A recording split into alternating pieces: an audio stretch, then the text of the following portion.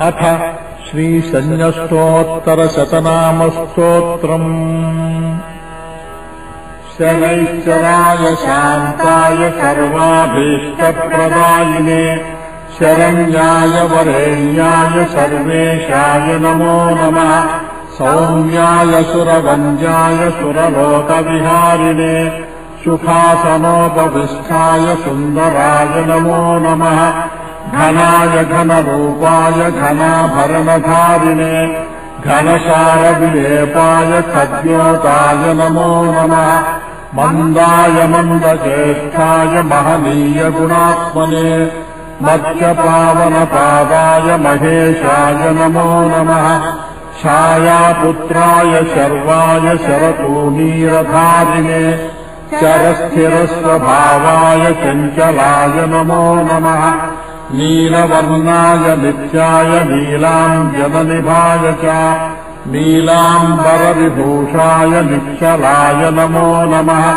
वेद्याय विधिरूपाय विरोधाधारभूमये वेदास्पदस्वभावाय वज्रदेहाय ते नमः।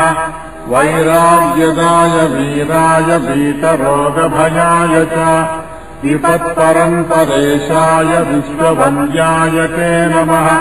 दृढवाहाय गूढाय कूर्माङ्गाय कुरूपिणे उत्सिताय गुणाढ्याय गोचराय नमो नमः। अविद्यामूलनाशाय विद्यास्वरूपिणे आयुष्यकारणायापबुद्धत्रे च नमो नमः।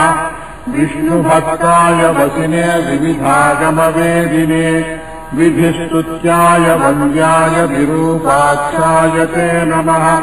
वरिष्ठाय गरिष्ठाय वज्राङ्कुशधराय च वरदाभयहस्ताय वामनाय नमो नमः।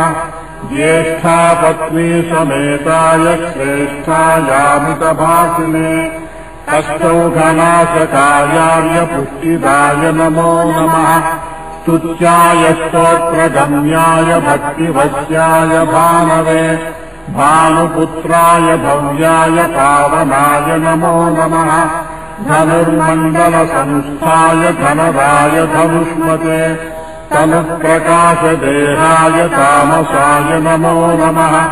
अशेषधनवन्द्याय विशेषफलदायिने वशीकृतजनेशाय पशूनाम् पतये नमः।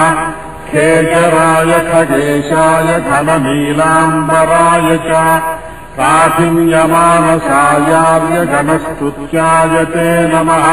नीलक्षत्राय नित्याय निर्गुणाय गुणात्मने निरामयाय निन्द्याय वन्दनीयाय ते नमः। धीराय दिव्यदेहाय दीनार्तिहरणाय च दैन्यनाशकरायार्य जनगण्याय ते नमः। क्रूराय क्रूरज्येष्ठाय कामक्रोधभराय च कलत्रपुत्रशत्रुत्वकारणाय नमो नमः।